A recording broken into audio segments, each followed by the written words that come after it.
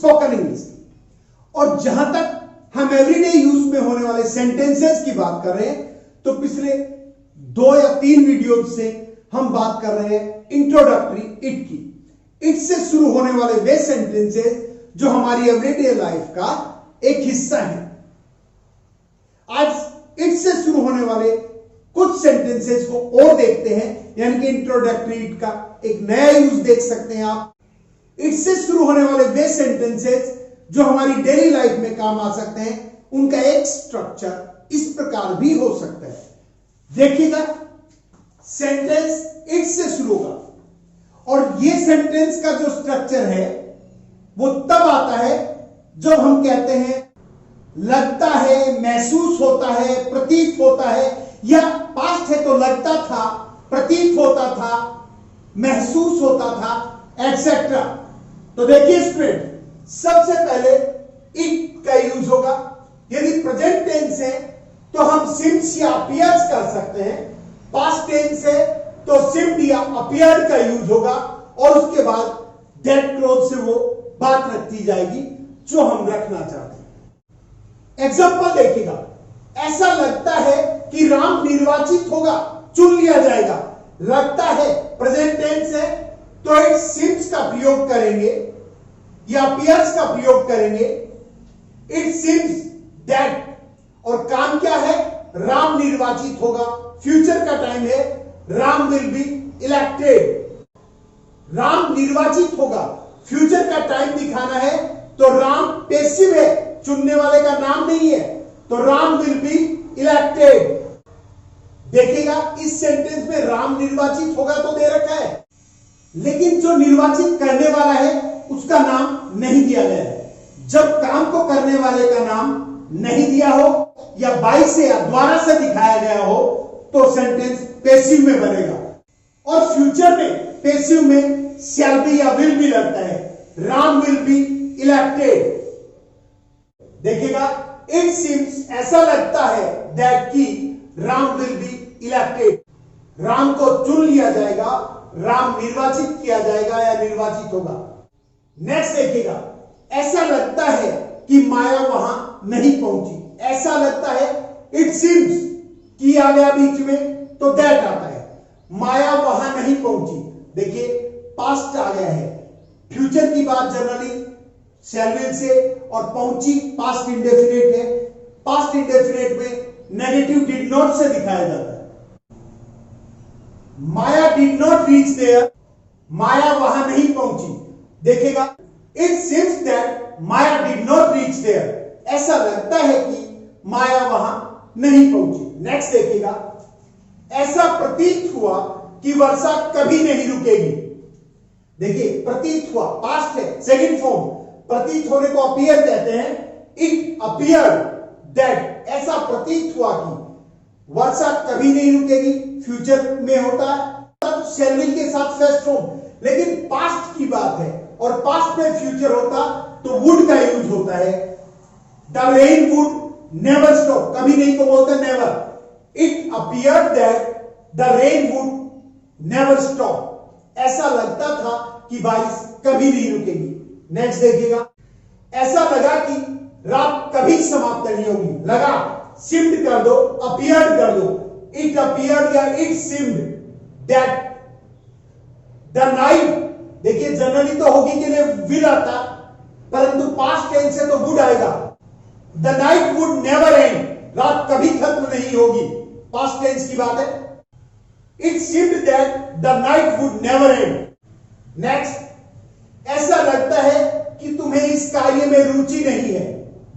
ऐसा लगता है, इट सीम्स दैट, बीच में किया आता है, दैट लगा दिया। तुम्हें इस कार्य में रुचि नहीं है, you are not interested in this job, या ये कह सकते हैं you have no interest in this job. तो आप कह सकते हैं, it seems that you are not interested in this job, या it seems that you have no interest in this job. Students, हम अक्सर कहा करते हैं इससे कोई फर्क नहीं पड़ता है। इससे क्या अंतर पड़ता है? इससे कोई अंतर नहीं पड़ता है, इसका कोई महत्व नहीं है। क्या इससे कोई फर्क पड़ता है? क्या इसका कोई महत्व है? क्या इसका कोई अंतर नहीं है? क्या इससे कोई फर्क नहीं पड़ता है? क्या इससे कोई अंतर नहीं आता है? क्या इसका कोई महत्व नहीं है? ऐसे इन सेंटेंसेस का जो स्ट्रक्चर देखते हैं तो इस प्रकार होता है। इट के बाद डज नॉट या डजंट लगता है, मैटर लिखते हैं और सब्जेक्ट से शुरू होने वाला क्लोज आ जाता है या सब्जेक्ट क्लोज हो जाता है। किसी भी WH वर्ड से शुरू हो सकता है। यदि इंटरोगेटिव बनाना हो तो कह सकते हैं डज इट मैटर और क्लोज लिख देंगे। यदि इंटरोगेटिव नेगेटिव बनाना हो तो कहेंगे डज इट नॉट मैटर और क्लोज लिख देंगे। तो एग्जांपल देखिएगा, हम अभी चले या बाद में, इससे कोई फर्क नहीं पड़ता है। इससे कोई फर्क नहीं पड़ता है। इट डज नॉट मैटर या इट डजंट मैटर। और क्लोज क्या है? हम अभी चले या बाद में, whether we move now or later.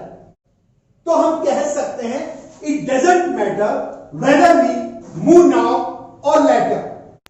Next देखिएगा, क्या इससे कोई फर्क पड़ता है कि हम कब चलें?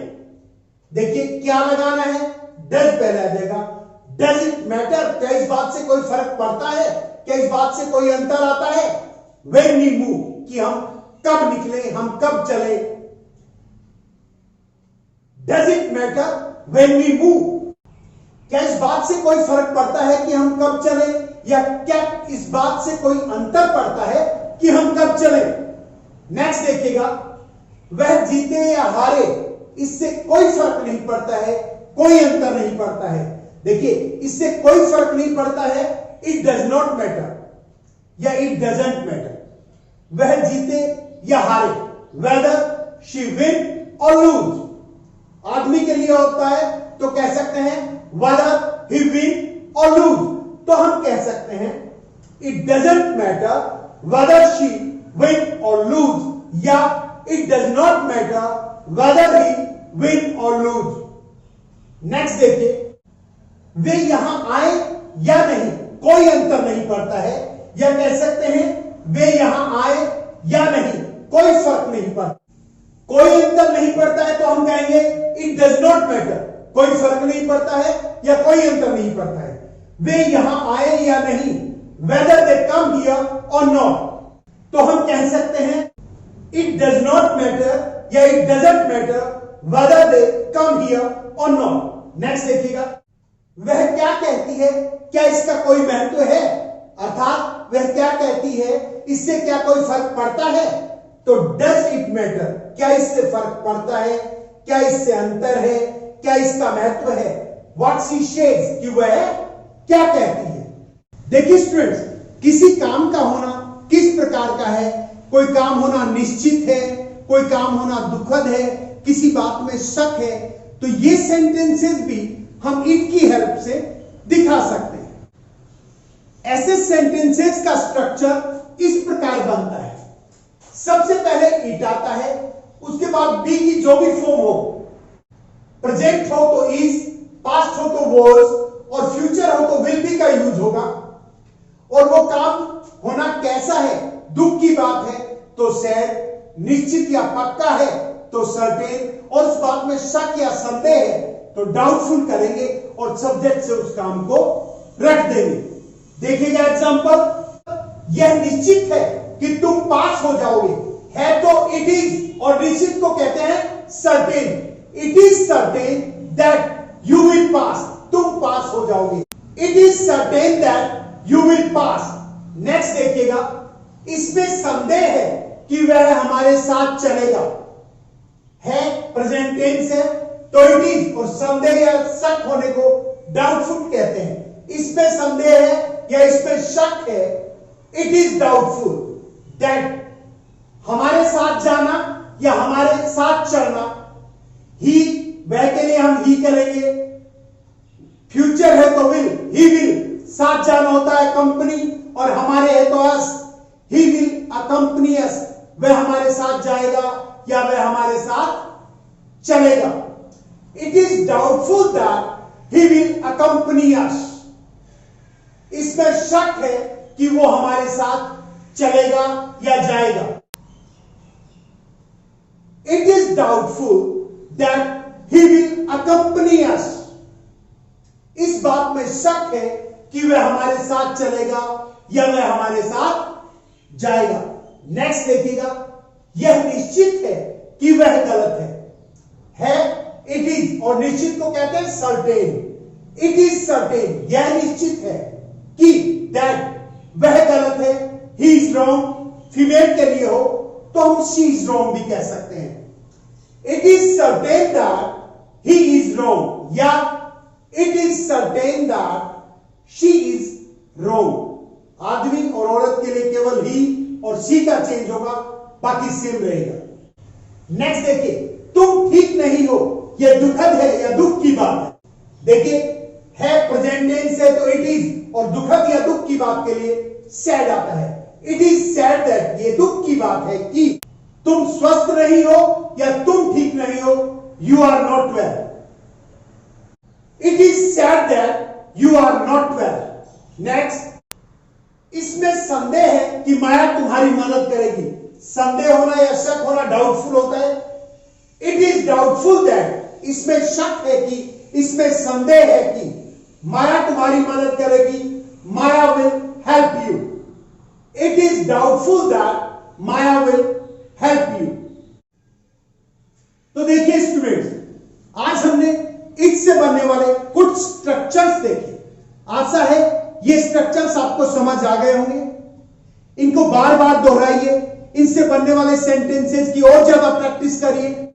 अपनी तरफ से ऐसे कुछ और एग्जांपल्स बनाने का प्रयास कीजिए।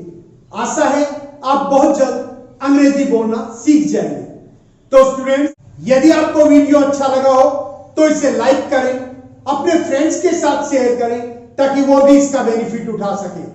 और अभी तक यदि आपने मेरे चैनल को सब्सक्राइब नहीं किया है तो please subscribe it and keep supporting. Thank you.